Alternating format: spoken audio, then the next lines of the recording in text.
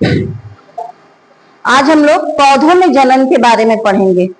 पौधों में जनन, जैसे जंतुओं में जनन होता है, अपने जैसे जीव उत्पन्न करना, जैसे कुत्ते का बच्चा पिल्ला होता है ना, कुत्ते जैसा, गाय का बच्चा बछड़ा बछिया गाय जैसी होती है, वैसे ही पौधों में भी अपने जैसे जीव, जैसे गेहूं का पौधा हम बोएंगे तो गेहूं का ही बीज, गेहूं का बीज हम बोते हैं तो उस पौधे में हमको गेहूं के ही बीज प्राप्त होते हैं। कभी ऐसा होता है कि गेहूं बोए और मक्का मिल जाए? नहीं होता ना। तो अपने जैसे जीव उत्पन्न करना क्या कहलाता है? जनन। जनन जो है वो दो तरह से होता है, एक अलैंगिक जनन और लैंगिक जनन। ठीक है, दोनों में अंतर समझना। अलैंगिक जनन में पौधे के किसी भी भाग से, जड़ तना पत्ती, किसी भी भाग से नया पौधा बन जाता है। मगर लैंगिक जनन में नर तथा मादा जननांगों का होना आवश्यक है। अब पौधे का नर जननांग क्या है? पुंकेसर। ठीक है, और मादा जननांग क्या है? स्त्री केसर या जायांग। पहले अलैंगिक जनन बता लेते हैं, तो उसके बाद हम आप लोगों को लैंगिक जनन के बारे में बताते हैं। अब देखो, लैंगिक जनन के लिए बीजों की आवश्यकता नहीं होती। जैसे हम गेहूं बोते हैं तो गेहूं का बीज बोते हैं। अभी क्या खेत में है? धान है, मक्का है, ज्वार है, बाजरा है। सबके लिए हम लोग क्या करते हैं? खेतों में बीज छींटते हैं, खाद डालते हैं, तब पौधा ग्रो करता है, फिर उसमें निकलता है मक्का और धान, जिसका भी बोएंगे वो निकलेगा। ठीक ना। मगर अलैंगिक जनन में बीजों की आवश्यकता नहीं होती। अब एक होता है मुकुलन। ये कई तरह का अलैंगिक जनन कई प्रकार का होता है। मुकुलन, खंडन, वर्धी प्रजनन और बीजाणु निर्माण। यीस्ट जो होता है, यीस्ट में मुकुलन होता है। मुकुल मतलब होता है कली। मुकुल मतलब कली, कली जैसा निकल जाएगा, फिर वो आगे ग्रो कर लेगा, आगे ग्रो हो जाएगा, और फिर वो कली जो है वो अलग हो जाएगी और नया पौधा बन जाएगा। अब ये यीस्ट एक प्रकार का एक कोषी होता है। यीस्ट कैसा होता है? एक कोषी पौधा है।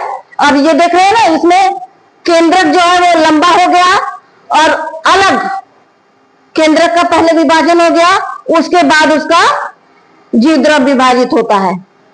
यहां ये विकसित होता मुकुल है और ये नवीन मुकुल है। और ये देखो मुकुल की श्रृंखलाएं, ये श्रृंखलाएं अलग अलग गिर जाएंगी और नया यीस्ट उत्पन्न हो जाएगा। यीस्ट कैसा है? एक कोषी जीव, एक कोषी है पौधा। और एक कोषी जंतु क्या थे? अमीबा, पैरामीशियम, यूग्लिना, ये सब क्या थे? एक कोषी। वैसे उसी प्रकार ये यीस्ट भी क्या है? एक कोषी होता है। नाम याद रखना, बहुत सारे एग्जामों में पूछा जाता है कि एक कोषी जीव है या बहुकोषिक जीव है।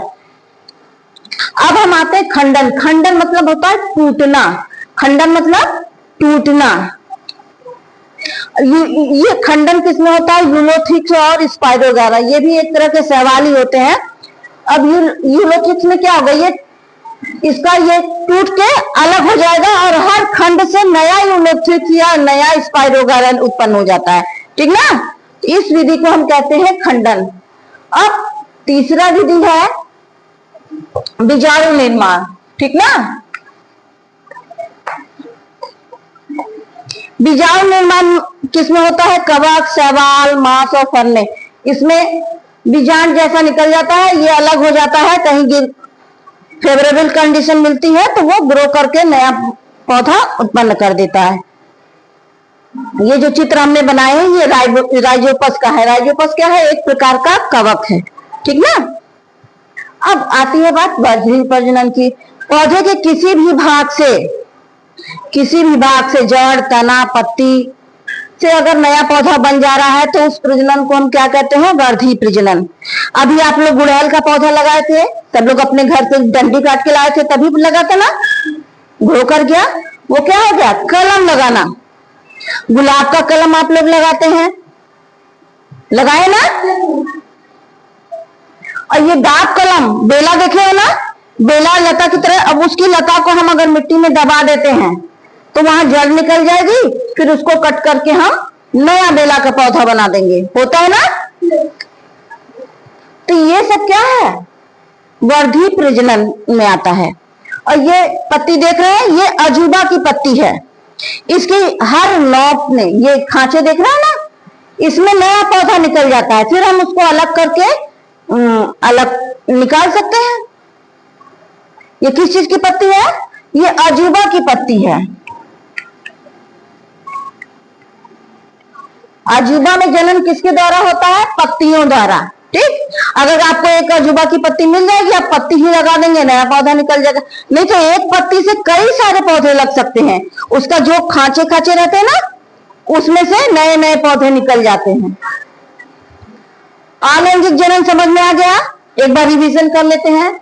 मुकुलन ये इसमें होता है, खंडन यूलोथ्रिक्स और स्पाइरोगायरा में होता है, बीजाणु निर्माण कवक शैवाल मांस और फर्न में होता है, वर्धी प्रजनन पौधों के किसी भी भाग से नए पौधे का बनना क्या कहलाता है? वर्धी प्रजनन कहलाता है। अब हम आते हैं लैंगिक जनन पे। लैंगिक जनन में बीजों की आवश्यकता होती है, नया पौधा बनाने के लिए बीज की आवश्यकता होती है। अलैंगिक जनन में बीज की आवश्यकता नहीं हो रही थी। दोनों में अंतर भी देखते चलिए, क्योंकि कभी कभी अंतर भी पूछ देता है।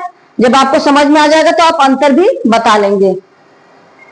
अब लैंगिक जनन, यहाँ पे नर और मादा जनकों की आवश्यकता नहीं थी, पौधे के किसी भाग से बच जा रहा था पौधा, मगर यहाँ पे नर तथा मादा जनकों की भागीदारी आवश्यक होती है।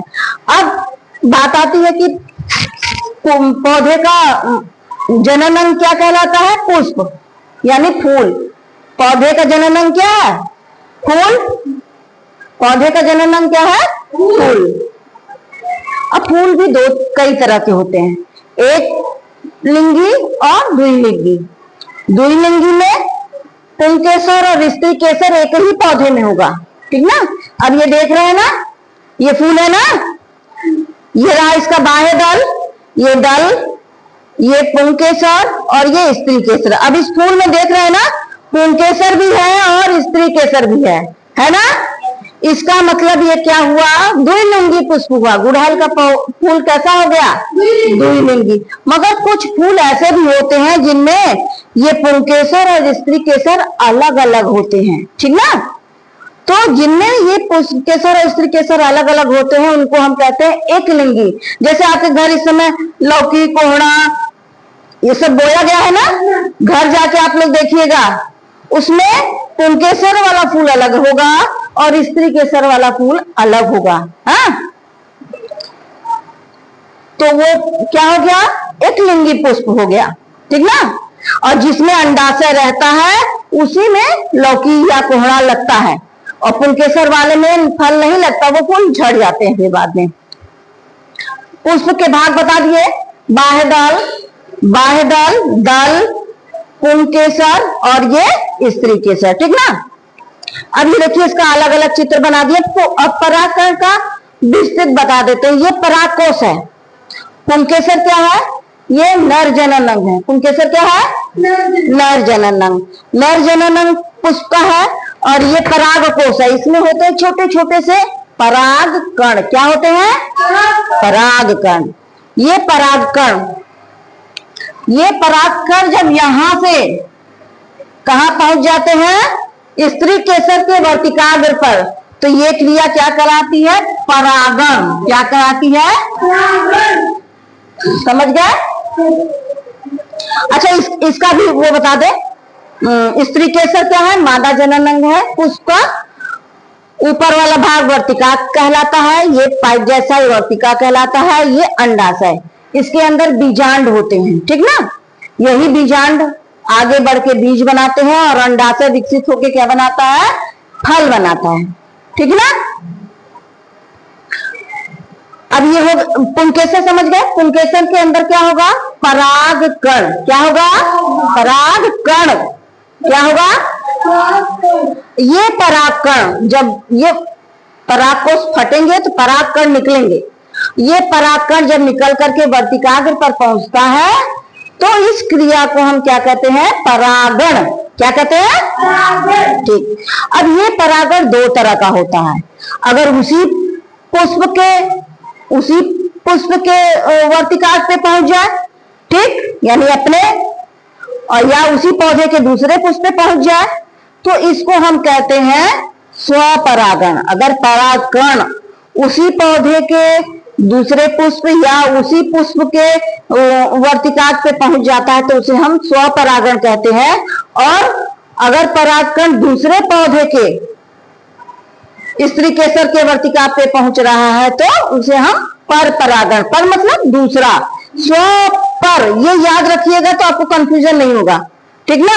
स्व मतलब अपना, जो पौधा है उसी पौधे के वर्तिकाग्र पे पहुंच रहा है परागकण तो स्व परागण, दूसरे पौधे पे पहुंच रहा है तो पर परागण। ठीक, क्लियर हो गया। अब हम आगे चलते हैं। अब जब यहां पहुंचा तो उसका अंकुरण होगा परागकण का। ऐसा परागकण होता है, देखो ये परागकण है, ठीक ना। और जब ये यहां पहुंचेगा तो इसका क्या हो जाएगा, ये धीरे धीरे अंकुरित होगा। ठीक, ऐसे अंकुरित होते होते क्या होगा, ये इसमें पहुंचेगा। यहां है अंडाशय, मादा युग्मक, ठीक ना। तो दोनों का संलयन होगा तो उस क्रिया को हम क्या कहते हैं, निषेचन। इसमें नर युग्मक है, जब ये अंकुरित होगा तो ये पाइप लंबी होगी और ये अंदर जाएगा, ठीक ना। यहाँ नर युग्मक और मादा युग्मक मिलेंगे और क्या बन जाएगा, युग्मनज, ठीक ना। इंग्लिश में इसको कहते हैं जाइगोट। क्या कहते हैं, जाइगोट। अंकुरण समझ गए। यहाँ अंकुरण के बाद क्या होगा, निषेचन। निषेचन क्या होता है, नर तथा मादा युग्मक का संलयन निषेचन कहलाता है। निषेचन के बाद क्या बनता है, युग्मनज बनता है, ठीक ना। और बीजांड से क्या बनेगा, बीज। बीजांड से क्या बनेगा, बीज। और अंडाशय से क्या बनेगा, फल। देखते हो ना, जो लौकी कोहड़ा में आज जरूर जाके देखना अपने घर, लौकी कोहड़ा लगाए होगे ना, तो जिसमें बत्ती, जिस फूल में स्त्री केसर होगा ऐसे पीछे फूला हुआ होगा, हाँ। फिर वही आगे बढ़ के क्या बनेगा, फल। क्या था वो, अंडाशय था। अंडाशय विकसित होकर क्या बनाएगा, फल बना देगा, ठीक ना। अब बताइए आप लोगों को दोनों समझ में आया कि नहीं, समझ में आ गया, बस क्लियर।